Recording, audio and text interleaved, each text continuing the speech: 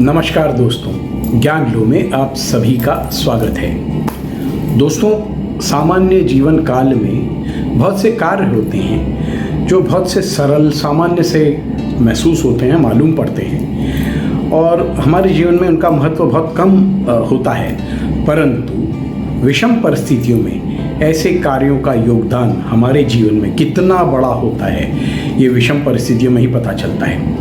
एक ऐसा ही कार्य है जो नाई का कार्य है, बार्बर, बाल काटने वाले लोगों का।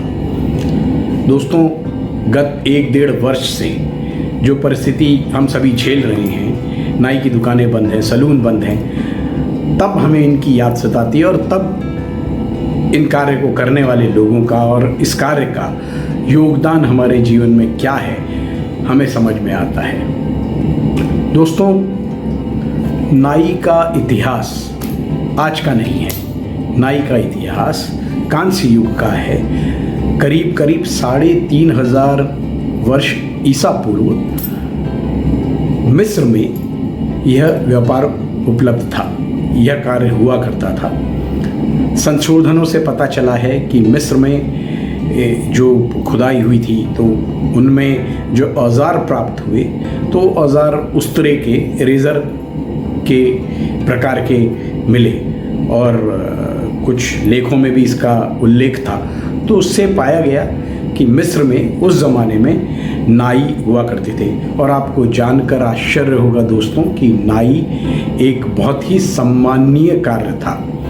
उस समय में वहाँ के पुजारी और जो लोग थोड़ा बहुत चिकित्सा उपचार वगैरह किया करते हैं, वह नाई का कार्य भी किया करते थे। एक प्रकार से ये सर्जरी हुआ करती थी।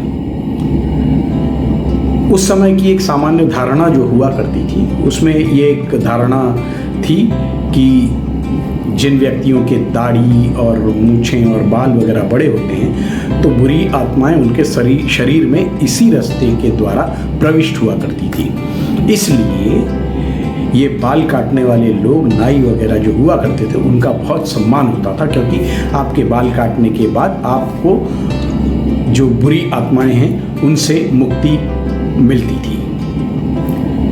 दोस्तों, आज जो परिस्थिति है और भारतवर्ष में, मुझे याद है कि जब मैं छोटा था तो अपने पिताजी की उंगली पकड़ के एक मासिक या यूँ कहें महीने में 1.5 महीने में एक संस्कार हुआ करता था कि पिताजी उंगली पकड़ के ले जाते थे, नाई के इधर बिठा देते थे और एक सीधा सा निर्देश होता था कि यू कट बाल काटने हैं, छोटे करने हैं। और वो ज़माने में कुछ 5-6 रुपये में बाल कटा दिया करते थे और ये महीने 1.5 महीने का एक रिचुअल था, संस्कार था, जो शायद आपने भी ये महसूस किया होगा, आपके साथ भी हुआ होगा और हमने किया है। और उसी कारणवश ये कार्य एकदम सामान्य सा लगता था।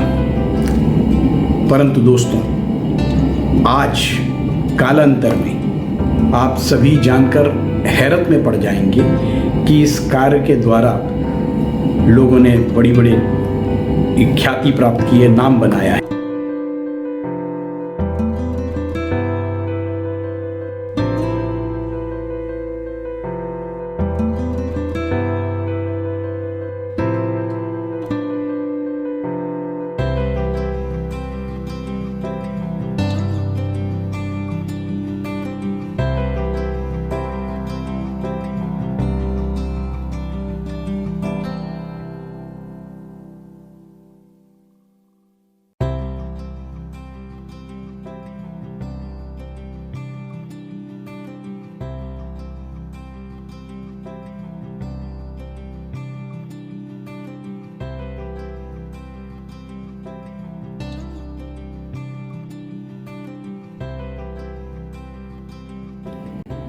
तो दोस्तों, उपरोक्त प्रेजेंटेशन वीडियो के द्वारा आप समझ चुके होंगे और ये बात सिद्ध होती है।